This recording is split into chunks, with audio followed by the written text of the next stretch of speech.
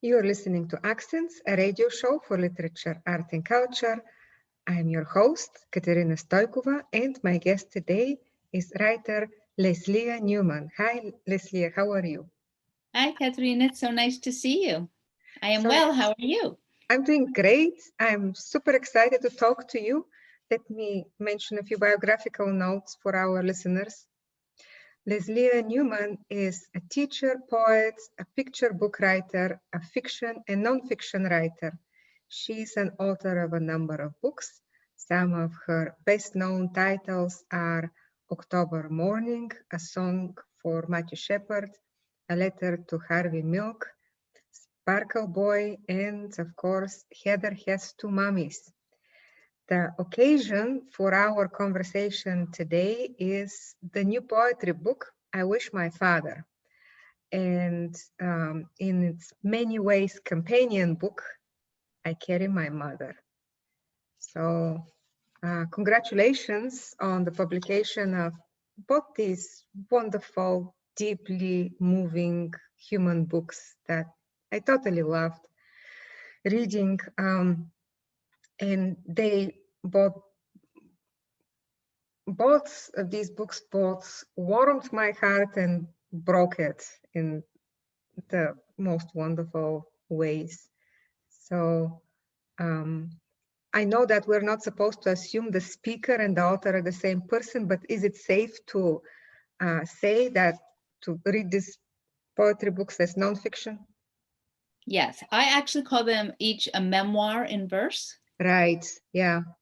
So yeah, they're definitely my story of my caring for my parents in the last years of their life. First, my mom, who died in 2012 of cancer, and then my father, who died in 2017, really of a broken heart.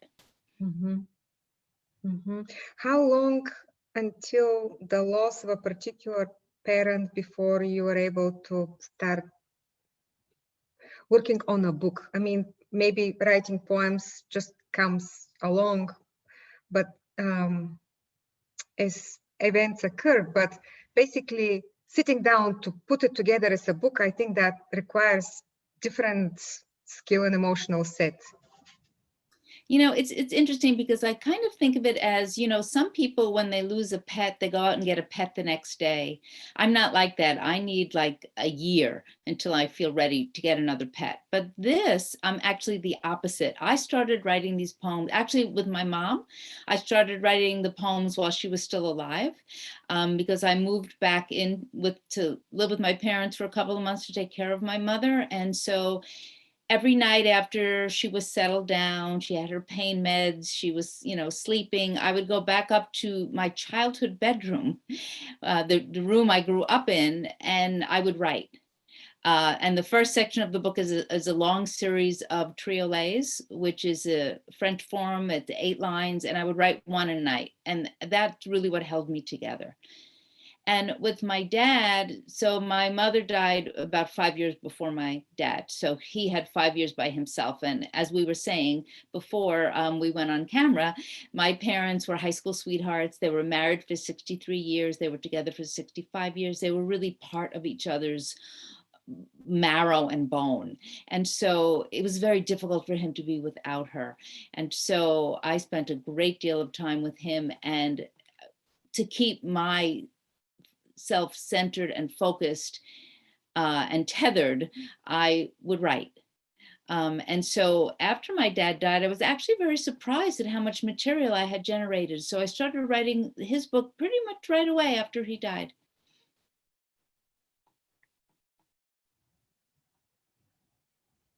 Can you speak about the covers of the two books? Here I'm going to hold them up for our viewers.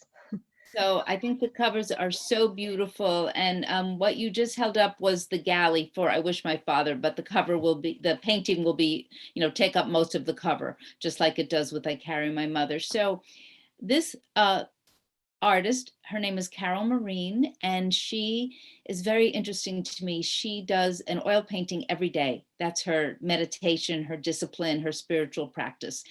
And so she has a website with all of these paintings, which are so beautiful. And my publisher actually found the first one. My mother loved shoes. My mother had beautiful, beautiful feet, unlike me. I have my grandmother's peasant feet, flat, wide, but my mother had beautiful, tiny feet with small arches. And so I knew I wanted shoes on the cover. And when my publisher found this painting, I cried. So that's how I knew it was right. And so then, because the books really are companion books, I wanted the same, a painting by the same artist. So I went to her website, and she has them in categories. So she has landscapes, and she has portraits, and she has flowers. And then I found a section called New York. And I knew I'd find my painting there because, you know, we're from New York. My dad was a lifelong New Yorker. And so this painting is called, if you can see it here, Blue Tie Man. And my dad had beautiful blue eyes, and he wore a light blue tie all the time. Actually, here is a picture. Here, Life Imitates Art. How do you like this? I'm sorry for the reflection, but you can see that my dad has a blue tie on. Wow. And he's very much this man, right? Right. I thought it was him. So yeah. And he also had a coat like this, a camel hair coat. So again, when I saw this painting, I cried, and I knew that would be the painting that would be the cover of the book. I'm tempted to ask more about the reaction from the inside. You know, I cried. That's why I knew it was the right one. Can you say more about that? Well, you know, when someone laughs or cries, it's a emotion that you can't control. It just comes out of you, right? So it's information. So for me, when I teared up and I saw that at the sight of these paintings, that informed my decision. I knew that it elicited an emotional response, and I hope it does the same for my readers. I mean, you know, they of course might not have, well, they won't have the deep connection that I have to my parents, obviously, but hopefully they will make a deep connection to the image on the cover as they read the poems. The shoes, mother's shoes. I mean, when I lost my mother, I kept her shoes for dozen years. I wrote a poem that I couldn't neither wear them nor give them up, you know, those shoes. So the image of the empty shoes, that just really affected me, as well as a lot of the poems in the book, because I lost my mother to cancer as well. And I read the book in one sitting, but I had to stop very often to breathe and because it was in a very real sense like a soul retrieval to me, to be reminded and to pop up certain memories that I had forgotten, you know, or maybe tried to not think about. So, well, that's kind of the point of the poems in a way, is to immerse the reader into the narrator's experience. So that's what, you know, what I was trying to do, using a lot of detail, using a lot of memory. And it's interesting because some people, when before they even get the book, some people look at the book and just say, oh no, I can't go there. You know, I lost my mother to cancer. Or, oh no, my mother's still alive. I can't even think about it. So people, you know, just the subject matter brings up a lot of response. And then people who are brave enough, I'll say maybe, to plunge into this book.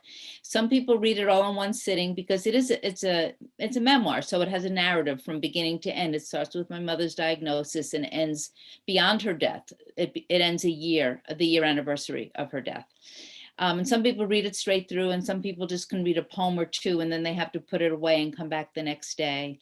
And this, you know, the book about my dad's not out yet, so very few people have read it. So I'll be interested to see, because the poems are in different form. But one of the most intense things was I gave the book about my mom to my dad, and he read it. Oh, wow. You know? Wow. Yeah. That is, what happened? So, you know, I told him about it. And then when I gave it to him, I actually forgot this. He looked at the cover and he asked me about it. And then he read the blurbs on the back and he asked me about all these people. He was doing everything but reading the poems. So then he said to me, you know, he looked at my author photo in the back. He just would look at everything but the poems. And then he said he was going to read it, but he wanted to be alone. So I said that was fine. I left him alone. And then a few hours later, he was done and he had used up an entire box of tissues and he loved it. And what he kept saying to me, which I didn't expect, was he kept asking me, he said, how did you find the courage to write this book? And I didn't particularly think it took that much courage, but that's what he kept coming back to. So I thought that was interesting. But, you know, he said my mother would have loved it and she would have been so proud of me and he was so proud of me. And unfortunately, you know, I couldn't do the reverse, right? I couldn't show my father's book to my mother for obvious reasons. So, and obviously I can't show it to my father either, but I have a 92-year-old aunt who has read both books and really, really, really loved them and is very proud. She's like a third parent, you know, I'm very, very close with her. So that was very gratifying that she got to read both books. So he says that took a lot of courage. Was that even optional though? I mean, to me, as a reader, it seems like, of course, she will write a book about that, of course. Right. No, there was no option because, you know, I'm a poet. I've been a poet since I was a child. And it's how I make sense of the world. It's how I understand the world outside of me, the world inside of me, and the relationship between the two. So it was a huge part of my grieving process. You know, I just had to write these poems. Even if someone said to me, you know, these books, they will never get published, I would still have written them. You know, I needed to write them for me. There is a very big difference between writing books and publishing them. Yeah, that's true. Yeah. I have questions about you starting publishing at 16 and your long career. I'm going to hold those off for now, and I would love for you to read for us a little bit from those books. So I'll turn off my video and audio, and please share with us as much or as little as you want. I'm happy to do that. So I'm going to start with a poem from I Carry My Mother because that's the first book. So I'm just going to read the first triolet, which again is an 8-line poem. All the poems in this book are written in formal poetry. So there's sonnet, villanelle, pantoum. So my mother loved poetry. And so that is one reason I chose this, but another reason is that losing a mother is such a profound loss that I had just, my emotions were all over the place. I would cry, I would be angry, I would be lost. I would just have so many feelings. I needed something to pour them into. So a container that had boundaries, that had certain rules was very helpful in terms of taming those emotions. So this first poem is called The Deal. My mother's doctor tells me, here's the deal. She's got 6 months to live, a year at most. His words lodge in my gut, a heavy meal. My mother's doctor tells me, here's the deal. I'm very sorry, I know how you feel. But keep your chin up, don't give up the ghost. My mother's doctor tells me, here's the deal. She's got 6 months to live, a year at most. So that was the beginning. By the way, my mother lived 18 months. So she kind of beat the odds a little bit. And then my father appears in this book, but not as much as my mother appears in my father's book, which is interesting to me. So I think I will read,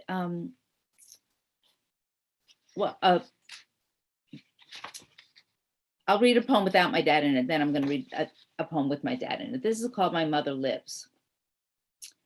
My mother lives through one more night, refusing to give up the fight. To die in her mind is to fail, and though her ship is set to sail, she grits her teeth and holds on tight. I wonder when she'll see the light. To suffer so just isn't right. I plead with God to no avail. My mother lives. For 2 young years, this sorry plight has been her lot, no end in sight. She's grown so withered, weak, and frail, her life so far beyond the pale, yet holding fast with all her might. My mother lives. And I have several poems in this book that are written as directions. They're a list poem with directions. So this is one of my favorite forms. So this is called How to Watch Your Father, Watch Your Mother Die. Sit beside him on a folding chair beside your mother's bed. Place a box of tissues between you. See how he takes your mother's hand in both his own and strokes it like a small, wounded animal. Do not speak. Do not turn on the TV. Do not shatter the silence around you. Let time pass. Listen to your father sigh. Listen to your father sob.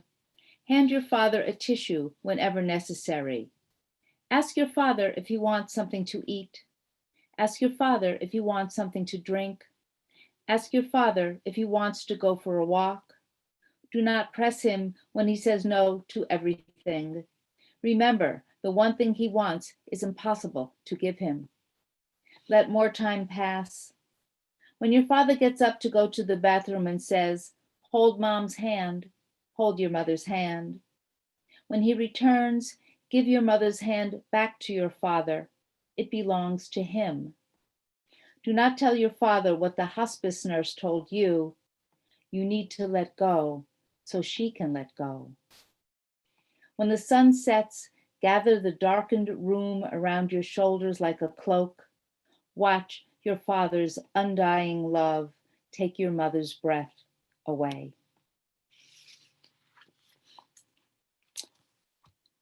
So I will move on to the book about my dad, I Wish My Father, and I will start with the first poem in the book.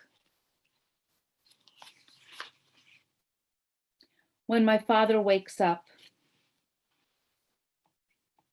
Oh, I'm sorry, before I read it, I just want to explain that these poems are a little different than the poems about my mom, which makes sense because my parents were such different people. So if you can see, the title just goes into the poem. So the title is doing double duty. It is the title and the first line of the poem. So I won't pause between the title and reading the poem. When my father wakes up on that first sweltering night of that first scalding summer, soaked in sweat like my mother when she suffered those terrible hot flashes 40 years ago, he stumbles out of bed and lumbers to the archaic air conditioner, fumbling for the right button to bring it back to life with a wheeze and a groan and a thump. Next, he shuffles across the faded carpet, slides between the worn sheets, and lifts the torn blanket to cover my mother, who will surely grow stiff from the frigid air blowing between them as she had for more than 60 years. Who could blame him for forgetting she had left him and was now slumbering on the other side of town, wrapped in a shroud beneath the stony, stubborn ground?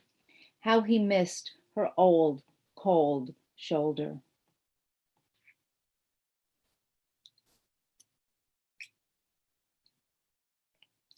So my parents are very different people. Their illnesses were also very different. My mother's was purely physical. She stayed mentally sharp till the end. She did the New York Times crossword puzzle up until the week before she died, which is she was in a coma for about 5 days. My dad's disease was all cerebral. He stayed completely physically fit. He played tennis till he was 88.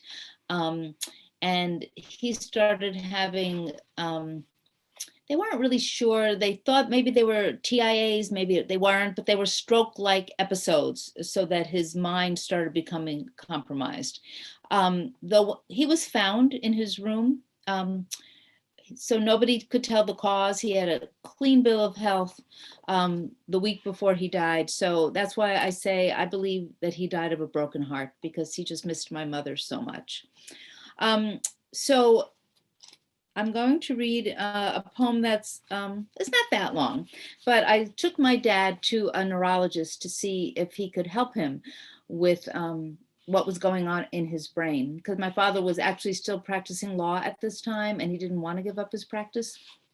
So, and these are very narrative poems. So each poem tells a story, and then the book from beginning to end tells a story. So this book begins, as you just heard the first poem, with my parents' separation, with my mom's death. It takes place, the night of her mom's death is when the book begins, and the book actually ends with my dad's death.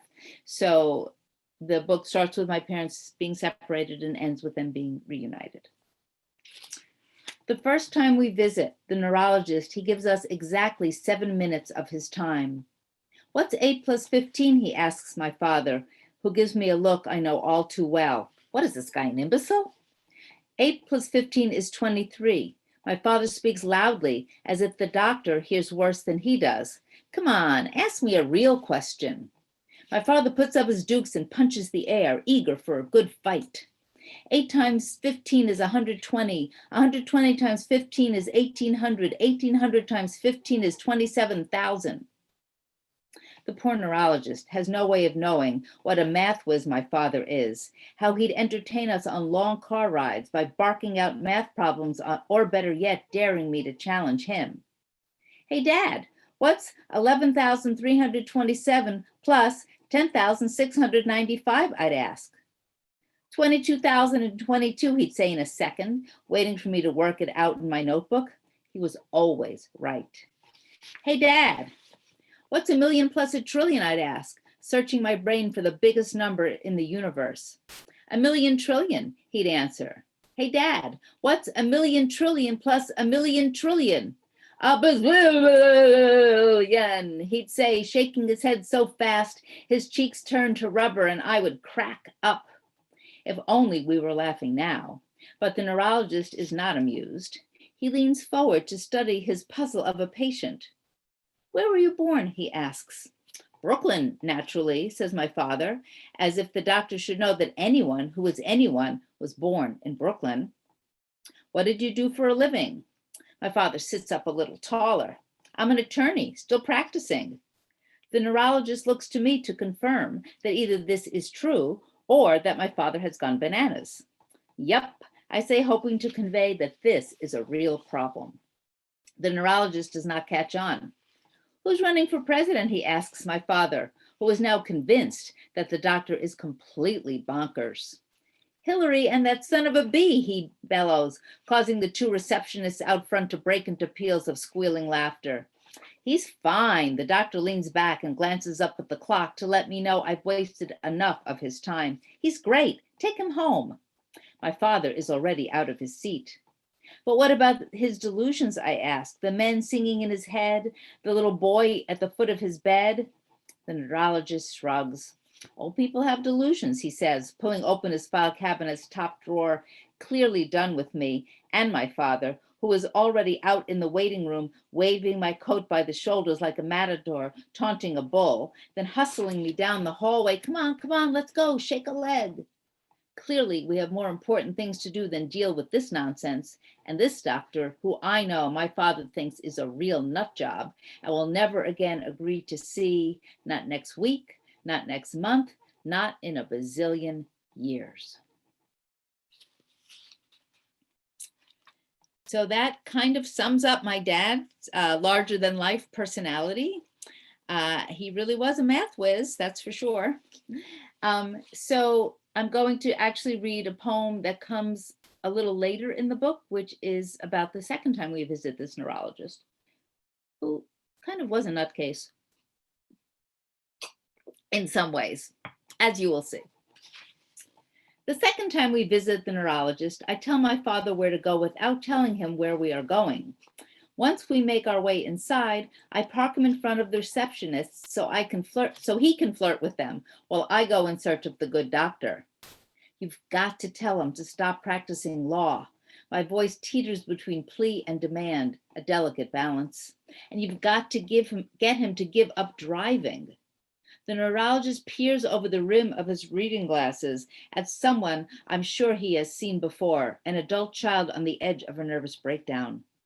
Bring him in, he says, and turns his back while I go fetch my father, who is having a grand old time laughing with the ladies.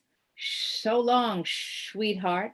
He whistles the letter S and draws out his words like a film noir star as I take him by the arm into the doctor's office and steer him towards the chair. Hiya, Doc. My father's good mood continues. Got any more math problems for me? Nah, says the neurologist. You aced them all last time. The neurologist flips through a chart on his desk, then whips off his reading glasses. You know, he says, I'm thinking of giving all this up. He waves a hand about the room. It's no fun anymore. It's all about the darn insurance. I'm thinking I might go into law. Really? Asked my father. Really? I wonder where he is going with this. Maybe the neurologist is a nut job, as my father suspects. I'm looking to law schools, he continues. Got any advice for me? My father straightens up and sits still to collect his thoughts, thrilled to be in his element. He points one finger to the ceiling and says, the law is a jealous mistress. Then pauses to let that sink in. That's the first thing my first law professor told me on the first day of class. As my father sits back, my parents' entire marriage flashes before my eyes. My father leaving for work early in the morning before the sky grew light, returning in the evening after the sky grew dark, warming his dinner in the toaster oven, then eating alone, yellow legal pads strewn across the table, Saturdays spent at the office, Sundays spent on the phone with crazy clients, my mother puffing away on her cigarettes, fury and smoke mingling in the air. So, how's work going for you? As the neurologist leans forward to ask. Meh. My father holds one hand and flips it over several times. Come see, come sa. I'm not as young as I used to be. Plus, my hearing's not all that great. My father blows out a long breath as if finally admitting this has lifted a great weight. Maybe it's time for you to give it up, the neurologist says gently. Maybe. My father thinks it over. I suppose you're right. He collapses back against his seat and drops his head into his hands, his face so full of defeat, I have to turn away. And how's your driving? Asked the neurologist, who has no qualms about punching a man when he's down. My father presses his lips together and I fear he might cry. Not so good at night. Cataracts. My father shrugs and the neurologist nods. I think you need to give that up too. My father blinks a few times and heaves a heavy sigh. Okie dokie, he says, and now I stare openly, wondering, who is this beaten man who has taken over my father's body? He pushes himself to his feet, extends his right hand and says, good luck, Doc. Study hard. The neurologist takes my father's hand in both his own and meets his eye. Good luck to you too, sir. Then there is nothing left to say.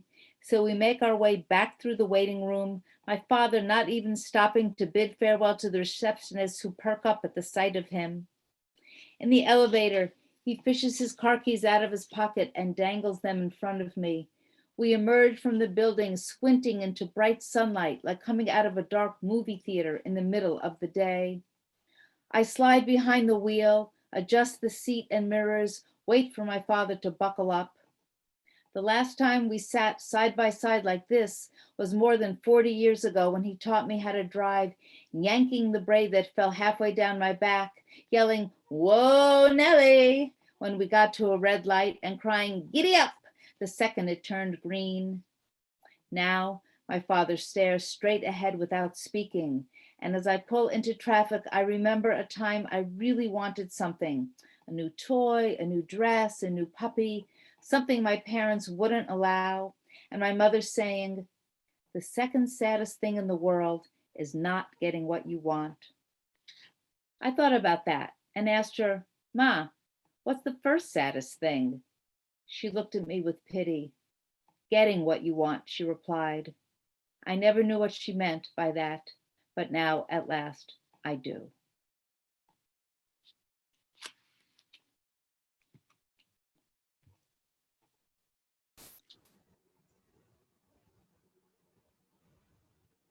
Wow, Leslea.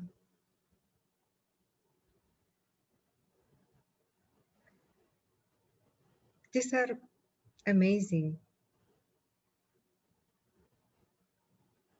You know, that's the first time I read those two poems aloud. So thank you for that opportunity. And side by side, I mean, to see the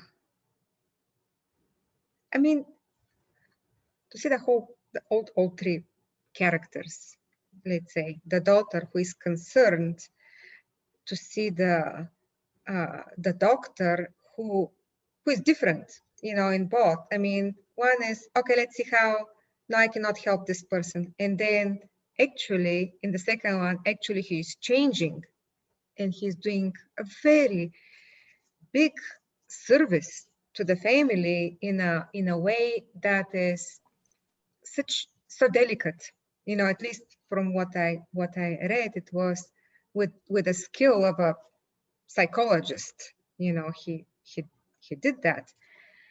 And then to see the father and the and what was said and what was unsaid in about the father in both poems. And there was a moment there in the second one about the father admitting something that it's hard to hear in the courtroom, and then he feels the relief of not having to keep that a secret, being able to freely admit that. And then he admits even a bigger thing. Yes, it's time to stop working. Yes, it's time to stop driving. And then handing over the keys as if, okay, now you're responsible for me. You know, now you're the big one. You're the older and the responsible one. That whole, everything, all that was written in just a few pages of verse. I loved it. Thank you. Thank you. It was so heartbreaking. And my dad, you know, he was really a lion of a guy. You know, he was so strong, so powerful. He really, you know, came from nowhere. He was this kid in Brooklyn. He was very poor when he was growing up, and he made himself into a big deal, you know, in his own eyes, but also in the way he moved around the world. I mean, he spent his life helping people.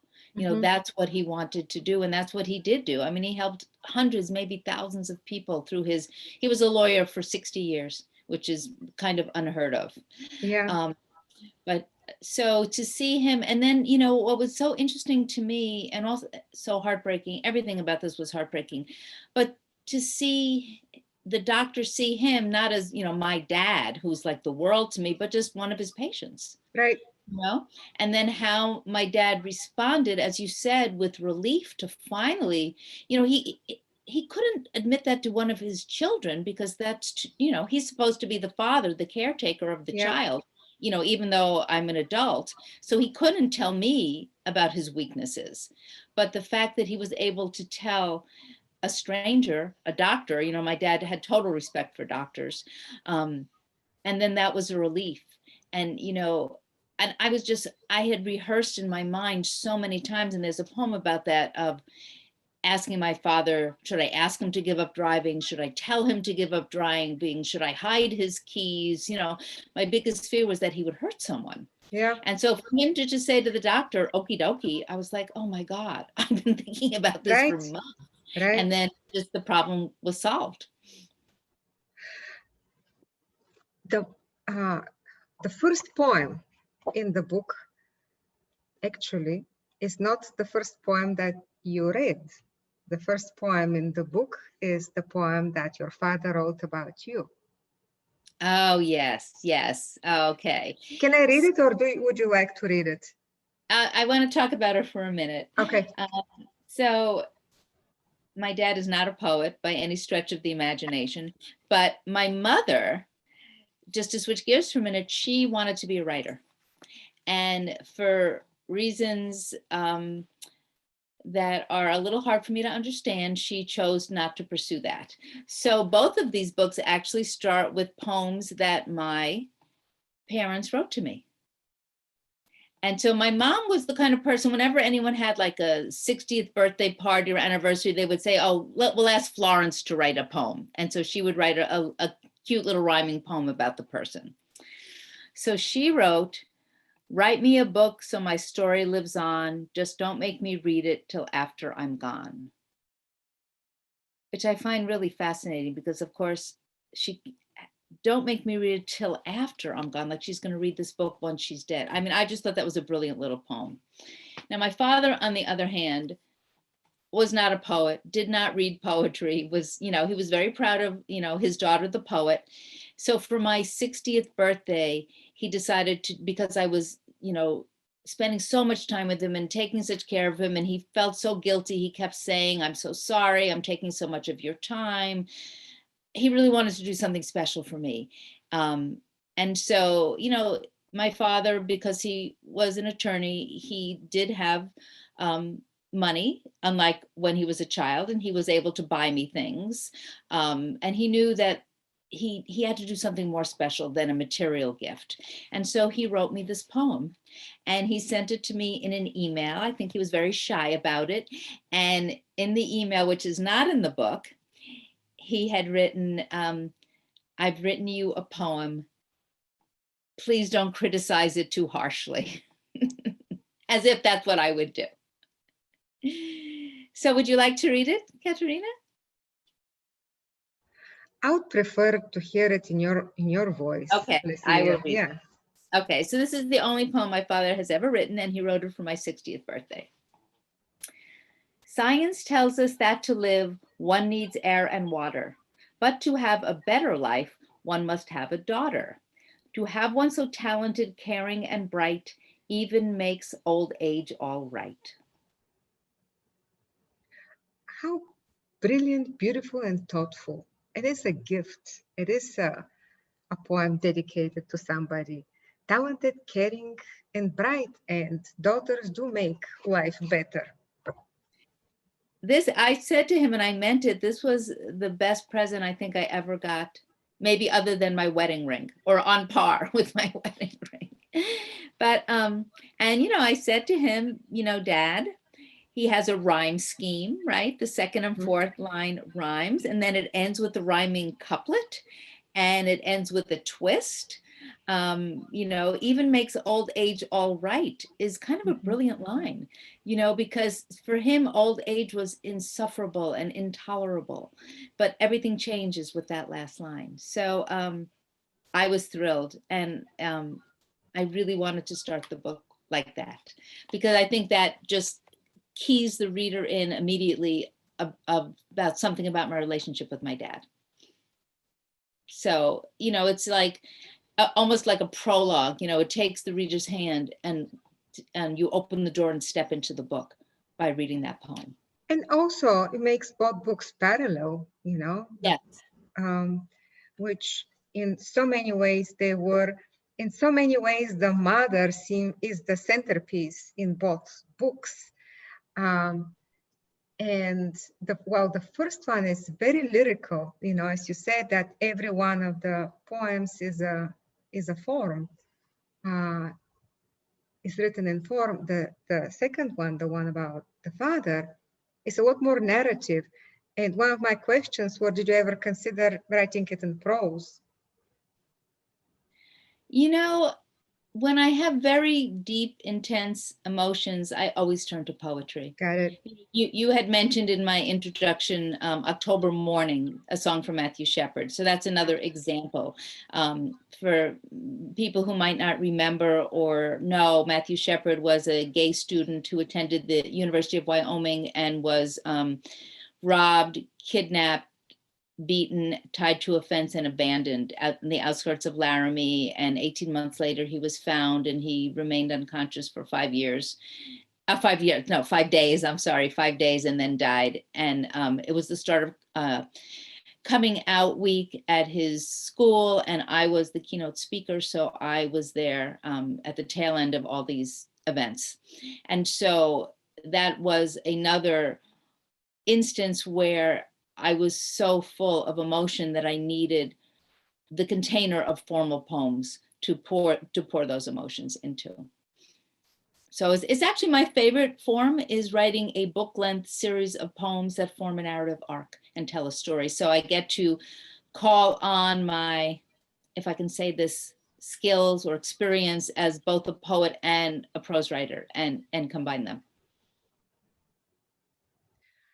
Do you feel that you are finished writing about your parents? Do you feel like this? No, okay. No, in fact, I have another poem about my mom that I wrote maybe 2 years after I Carry My Mother came out that I so wished had been able to go in the book, because it's, my mother loves soap operas, and every line in this new poem that I'm talking about has the title of a soap opera in it. So that was really fun to write and interesting. It's a list poem. And I'm sure that I will write about my parents until the day I die. You know, how could I not? They still continue to influence me. So maybe even more in their absence in some ways, or just as much in their absence as they did in their presence. So maybe we will have a third book, maybe it will be a trilogy. Maybe, who knows? Now I want to ask you a few other things about your other books, if you don't mind. You are a prominent LGBT writer, and I have to ask you about one book in particular, and that is The Boy Who Cried Fabulous. And why I'm asking about that book is that my son and his best friend competed at speech team, you know, with that book. Wow. And so, you know, I was watching my son perform. I was watching his best friend perform, and you know, my son's best friend won championships with your book. I don't know if you knew that. I did not. That it was. I guess it was in the. I guess the consideration said that, you know, children choose what to read from and then perform with. But I thought that it would be a special, it would mean a lot to my son to hear you read part of it, or as much as you want, about that book. Because when, you know, I went to Spalding and I found out about you, and I called him, I was very excited to tell him that I have met you. So let me just ask you, how old was he when this happened? He was a teenager. A teenager? Yeah, he was in high school when we moved to Kentucky, when he was in middle school, and then when he went in high school, we signed him up for the speech team. And how did he come across this book and decide to use it? I'm just so interested in that. Well, there is, in speech team, there are ways that students compete. There are areas that they compete, and one is poetry interpretation. So, or storytelling, or news reporting, or I cannot remember all of them, but you know, in order to compete with something, they need to find the text. And I guess the coach of the speech team coach, you know, would give them books and literature to read and to choose from. And he would constantly read and try to figure out something. And then that was one of the books. That's so interesting. Well, you know, it is a book about words, so that, you know, in a way it makes sense to use it in that way. So I'll just tell you. So here, I'll show people The Boy Who Cried Fabulous. And the reason I wrote this book was because I have a friend named Roger, who's the name of the main character in the book, who said to me one day that he had a friend who called him the boy who cried fabulous, because he, fabulous is his favorite word. And then he said to me, don't you think that would make a good title for a children's book? And usually I don't really take on other people's ideas because they just don't really work for me. But this is a very good friend of mine. We lived together for years in Boston. When I was in my 20s, we were roommates, and I just thought, let me see if I can just write something for him. And I did, and it became a book, and that was very exciting for both of us. So the book is dedicated to Roger, and I will read some of it to you. And let's see, I can read and then kind of flip and show pictures. When Roger started out for school, his mother set a simple rule. She said, now, Roger, you go straight to class and don't be late. Roger tried hard to obey. He knew that he should not delay.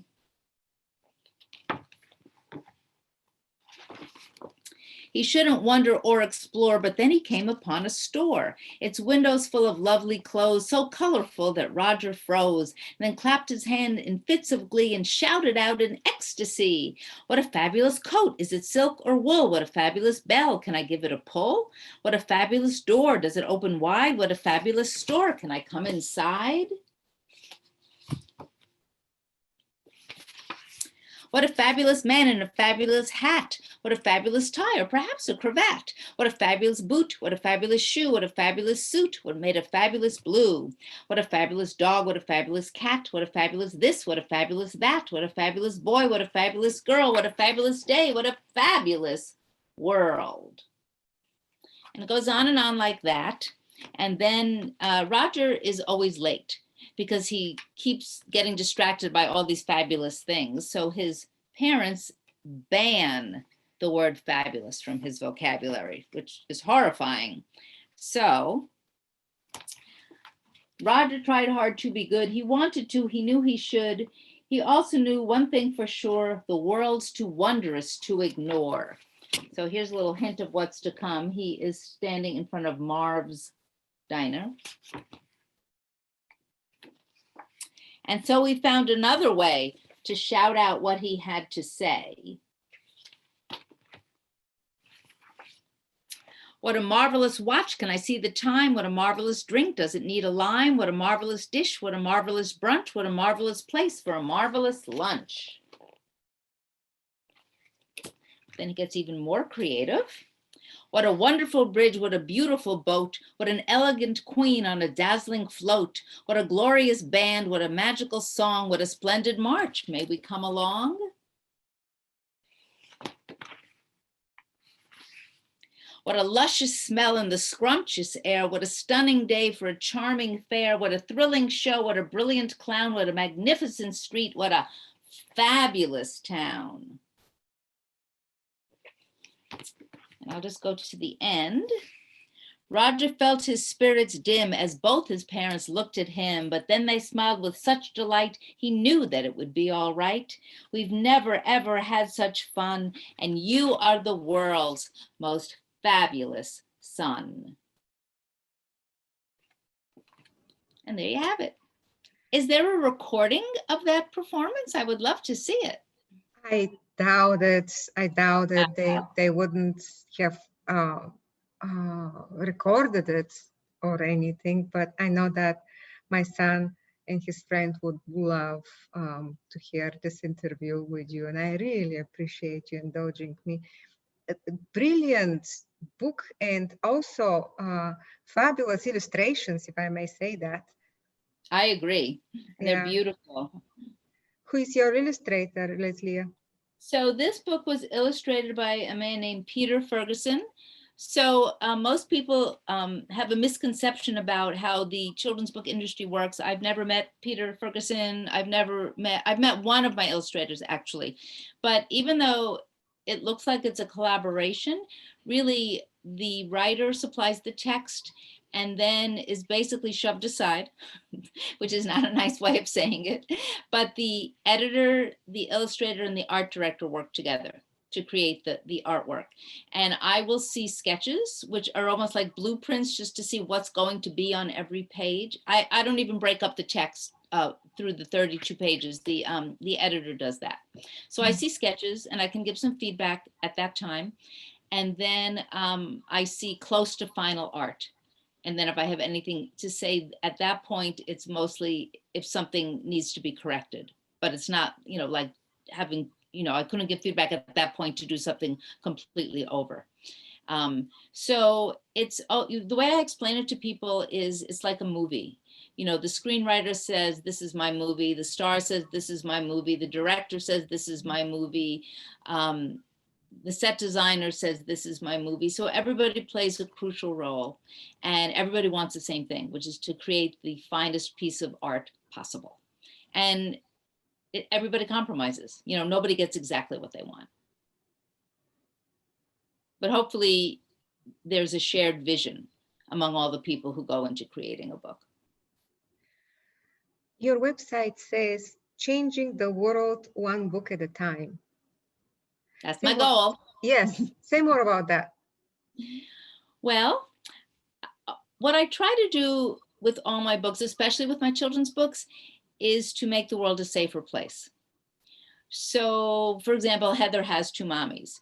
That was written so that children who have a family like Heather's, a family of a child with two moms, or children, two moms, two lesbian moms, could feel like they belong in the world. So they could feel, especially, that first was published in 1989. So that was a long time ago now, right? How many years ago was that? Oh my God, 31 years ago?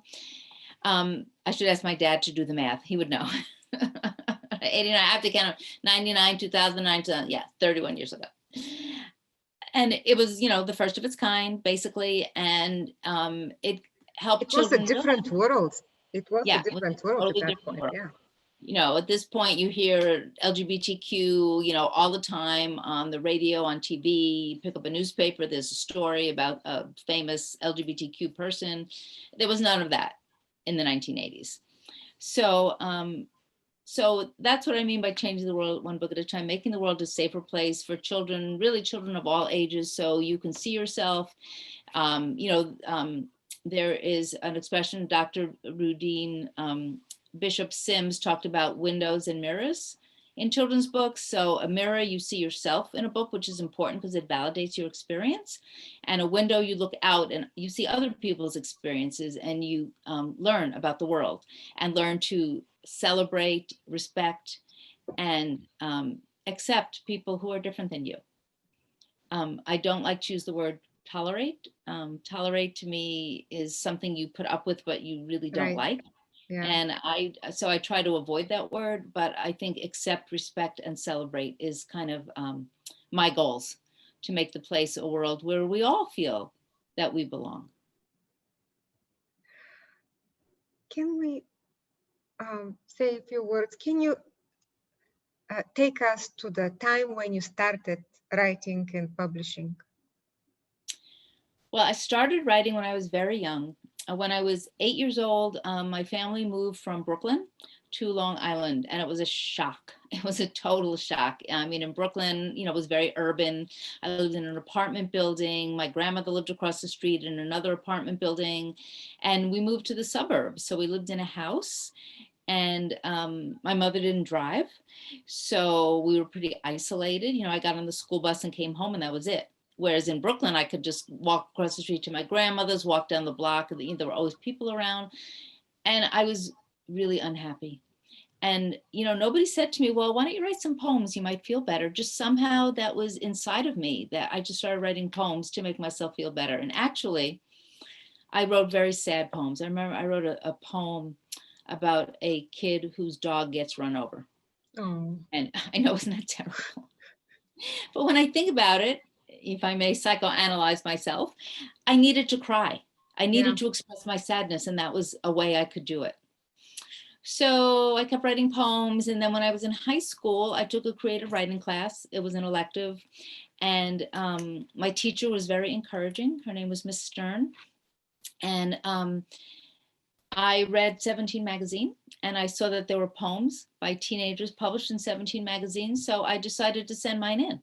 And lo and behold, I had 3 poems accepted until I aged out. Then when I was no longer a teenager, they couldn't publish any more of my poems.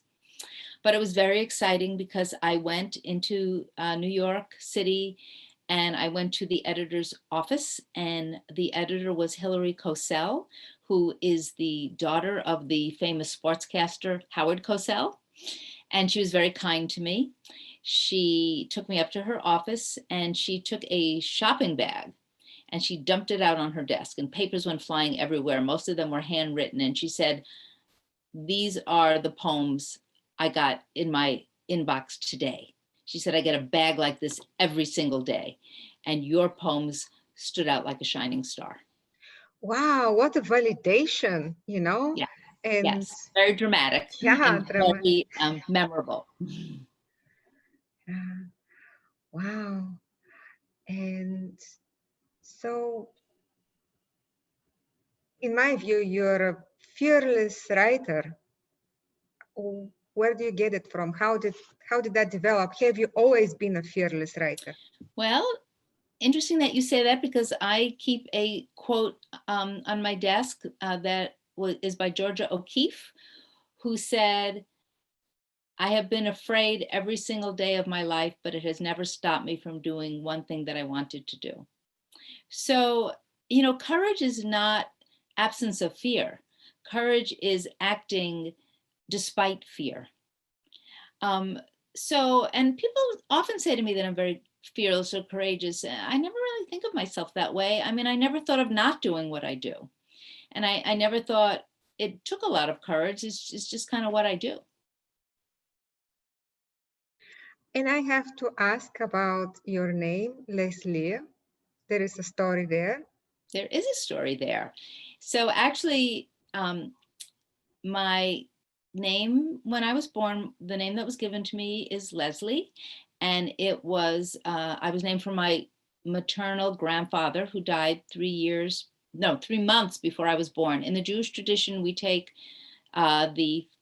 not always, but often we take the first letter of a beloved deceased family member and use that and names a child with a name that starts with the same letter.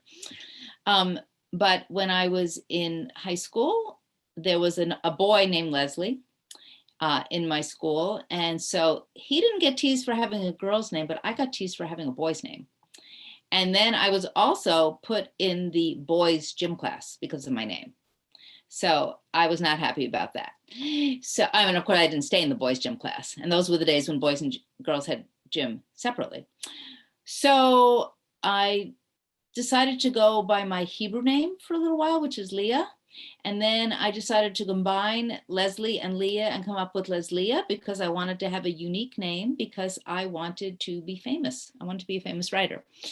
And so this ties back into my father, because I told him I wanted to change my name legally and I wanted him to help me because he was a lawyer.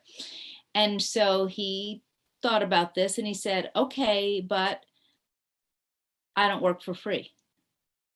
So I said, "Okay, what are you going to charge me?" And he thought about it. I was 16. He said, "I will charge you a nickel." So I said, "Okay." I went and got a nickel. He took the nickel, he put it in his pocket of his shirt, and he said, "You have now retained me for life. I will be your attorney forever." And he was. Best nickel ever spent, don't you think? Absolutely. Because he did get me out of a few jams, I have to say, including with publishers who owed me a lot of money.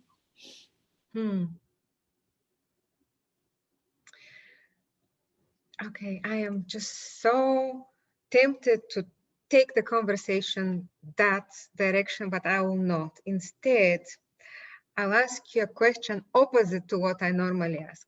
Normally I ask, how do you find time for writing? But you, I'm going to ask, with so much writing, how do you find time to do anything else? Well, I try. I don't always succeed, but I try to get my writing done first thing in the morning, because that's when my brain is freshest. I'm a morning person, and luckily I'm married to someone who is a night owl.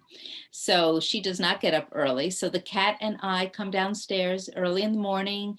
It's nice and quiet. The phone doesn't ring. I try but don't always succeed to not look at my emails before I get my writing time in. And I will write, it depends if I'm working on something and it's going well, I'll write for many hours. If it's not going well, or if I'm between projects, which is always a very scary place for me, which I know people are always surprised to hear, but it's true. I'll just write for an hour or maybe an hour and a half and then turn to other things. And then, you know, maybe some people can write 8, 9, 10 hours a day. I can only do that if I'm really intensely into something, but you know, life is full of other things. So, you know, usually after lunch, I will do other things. There's a lot of business things to take care of when you're a professional writer, a lot of emails to answer, correspondence with editors, with my agent, before COVID, setting up speaking engagements, which, you know, I still do, but now they're all virtual, but certainly not as much as when I was traveling around the country. Hopefully that will come back at some point. School visits, I write blurbs sometimes for other people. I have students, I mentor writers, both pre-published and published writers. So sometimes I'll turn to one of their manuscripts in the afternoon. I'm very busy, but you know, the writing has to come first. But after that, there's a lot of other things to do. Laundry. Yeah. You said something that really intrigued me because it rang true for me, and it is that the time between projects is a scary place. Can you speak to that a little bit? Okay, so I call it page fright. I think the scariest thing. What do we call it? Page fright. Page fright. Oh my God, that's awesome. Yes. I love it. Page fright. So, you know, once I have something down, I can revise forever. I love the revision process. I love spending hours just trying to find the right word. And I love going back and something will develop and surprise me and delight me. The other day I wrote an essay and I used a word that I never used before that I can remember in writing, and I never use in conversation. The word is assage, if I'm even saying it right. And it just kind of came up and I immediately knew it was the right word. So I love that. So when I finish something, whether it's a poem, an essay, a book, then I have to face the blank page again. And it's terrifying because I know a lot of writers that they just have files of ideas. I know some writers, they outline everything. I just fly by the seat of my pants. And I always think that I'm done, that I have no more ideas, that nothing will happen, or anything that happens is going to be terrible and I'm washed up. And then I just think, well, you know, I've had a good run. I published a lot of books. It's okay. And I just sort of go through this until something happens on the page. And then I get going again. I have to ask you about your apprenticeship with Allen Ginsberg. So in 1979, I hitchhiked from New York to Boulder, Colorado, and Allen was teaching, yes, I did. Allen was teaching at the Jack Kerouac School of Disembodied Poetics, which was the poetry department of Naropa Institute, which was started by Chogyam Trungpa Rinpoche. And Allen took me on as his apprentice. And so in exchange for reading my poems, I helped him answer his mail. And this was before computers. So he would get, you know, like Hilary Cosell dumped that shopping bag of manuscripts out. He would get a shopping bag of mail every day, which he would dump out on his desk, which was 2 saw horses and a door lying across them. Very primitive. And we would read the letters one by one, and I would write out an answer and he would sign it and we would send it off. And then he would talk to me about my poetry, and he was very kind. He was always very kind to me. And he would cook, or sometimes Peter would cook, Peter Orlovsky, his lover. But we always ate and talked about life, talked about poetry.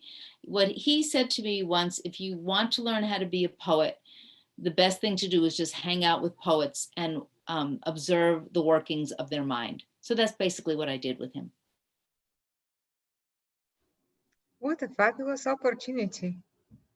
It was fabulous. Yeah, It's fabulous. absolutely. Yeah. And you're a mentor, you're a writing mentor. And there is a question that I ask of everybody who comes on the show and teaches creative writing. And that is, what is the most important thing you teach your students of creative writing? If there is one thing you want them to remember, what is it? Oh, just one thing? I usually have three things. Okay, tell them all, please. I want to hear them all. Okay. The most three important things, read as much as possible. You can't be a writer if you're not a reader. Write as much as possible. Develop a writing practice, whether it's daily or every other day, but put in your time, put it in your date book. Like, you know, if you have a doctor's appointment or, you know, whatever, you're going to the movies, you have an appointment with your writing self. You have to put in the time, and you can't just sort of say, well, I'll write for 2 hours sometime today. You have to schedule it. You have to put it in there and then respect it. And even if nothing comes out, you still have to put in that time. I know for myself that sometimes I'll write for, I don't know, 10, 20 days in a row and nothing happens. And then on the 21st day, I come up with a line that I really like and I know I can work with. I couldn't have done that without the 20 previous days. Yes. So you have to put in your time. So you have to read as much as possible. You have to write as much as possible. And you have to find a writer's group. I shouldn't say you have to. I think it's a very good thing to do, because if you're around other writers who tell you the truth about your writing, you will become a better writer. So I think it's also good to have someone who serves the role of loving your writing. Like that could be a spouse or a parent or a best friend, because we all need cheerleaders. But you also need something. In fact, today, I sent the essay that I mentioned before to someone in my writing group, Jane Yolen, and she liked it very much, but she pointed out one line and she said, "You can do better." And she was absolutely right.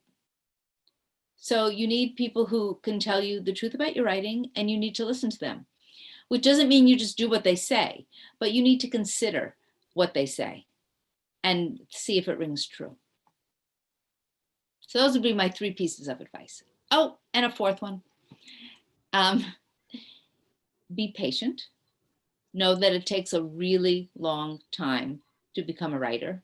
Put in your 10,000 or 100,000 hours. What I always mix it up, whatever it is. See numbers again. Should ask my dad. But you know, there's that saying that you have to put in, I think it's 10,000 hours. But to that's me, you know, by the book, yes.